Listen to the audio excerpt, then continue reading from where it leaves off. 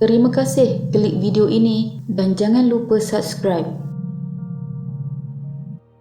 Semua tahu tentang kisah Nabi Nuh alaihi salam, terutama kisah bahtera baginda bagi mengharungi banjir besar yang melanda dunia ketika itu. Tetapi lokasi sebenar bahtera baginda mendarat menjadi perdebatan bukan sahaja dalam kalangan ahli teologi tetapi dalam komuniti arkeologi. Bagaimanapun, seorang pengkaji percaya lokasi sebenar bahtera itu mendarat sebenarnya di kawasan pergunungan Ararat. Sebuah kumpulan bernama Noah's Ark Ministries International (NAMI) mendakwa telah menemui sisa-sisa bahtera Nabi Nuh di Gunung Ararat, Turki kira-kira 2 dekad yang lalu. 7 petak kayu besar tertimbus pada ketinggian 4,000 meter dari aras laut berhampiran puncak Gunung Ararat. NAMI pasti 99.9% bahawa penemuan mereka adalah benar. Walau bagaimanapun, tuntutan ini tidak berdasarkan bukti arkeologi yang boleh dipercayai. Pencarian kapal Nabi Nuh tidak terlepas daripada kepercayaan rohani tentang banjir kilat yang memusnahkan hampir semua makhluk di bumi ribuan tahun yang lalu. Selama lebih dari 1 abad, manusia telah berusaha mencari keberadaan kapal Nabi Nuh yang terselamat dari banjir menurut Al-Quran.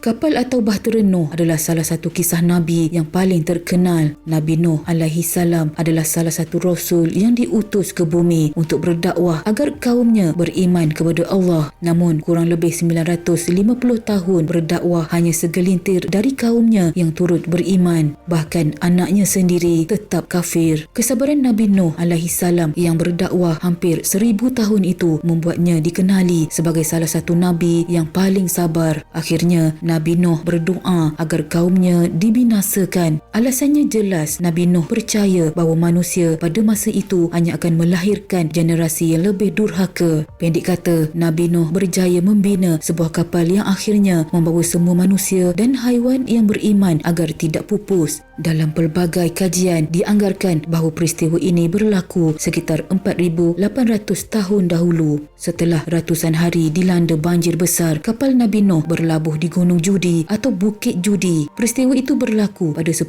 Muharram atau Ashura. Sebab itulah 10 Muharram disambut oleh ramai penganut agama Samawi kerana pelbagai peristiwa sejarah yang berlaku pada tarikh tersebut. Sejumlah kajian mendakwa bahawa Gunung Judi yang dimaksudkan ialah Gunung Ararat, Turki. Tuntutan ini berdasarkan penemuan struktur yang dianggap sebagai bot di Gunung Ararat di timur Turki pada akhir tahun 1950-an. Nama Gunung Ararat disebut sebagai tempat terakhir bahtera Nabi Nuh berhenti setelah mengharungi banjir yang dahsyat selama 40 hari 40 malam. Oleh itu, dapat difahami bahawa ramai penyelidik berminat untuk mengesan lokasi bahtera Nabi Nuh di gunung berapi yang dilitupi salji.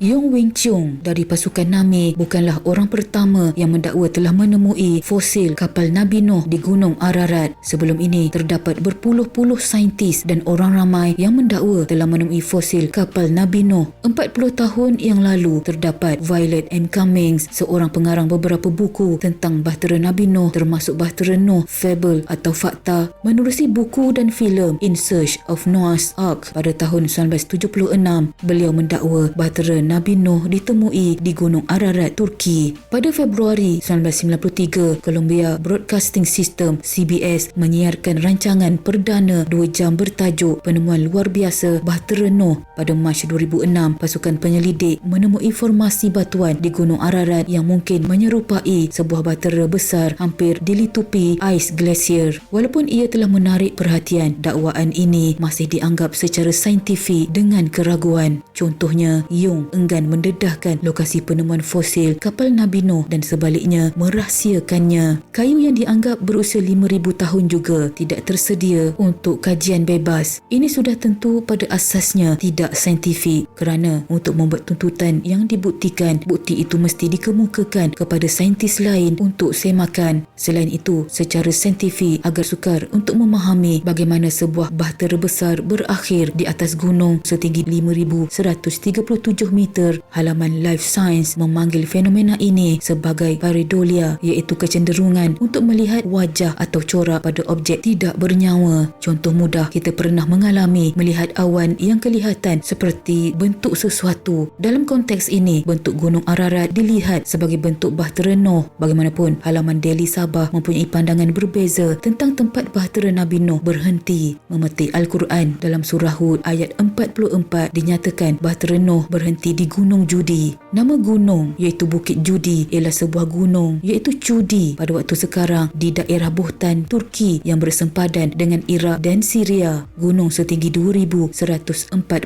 meter ini paling sesuai untuk kapal mendarat dan berdekatan dengan tempat tinggal Nabi Nuh. Dikatakan burung merpati yang dihantar Nabi Nuh untuk melihat sama ada banjir telah berakhir kembali dengan dahan zaitun di mulutnya. Ini bersesuaian dengan lokasi kebun zaitun di barat daya Gunung Cudi. Berbeza dengan lereng Gunung Ararat di Turki yang berketinggian 5,137 meter, tidak ada pokok zaitun atau pokok lain kerana sejuk dan dilitupi salji. Lalu, adakah benar bahtera Nabi Nuh terdampar di Gunung Ararat? Mungkin ini adalah rahsia yang hanya Allah Maha mengetahuinya. Sekian.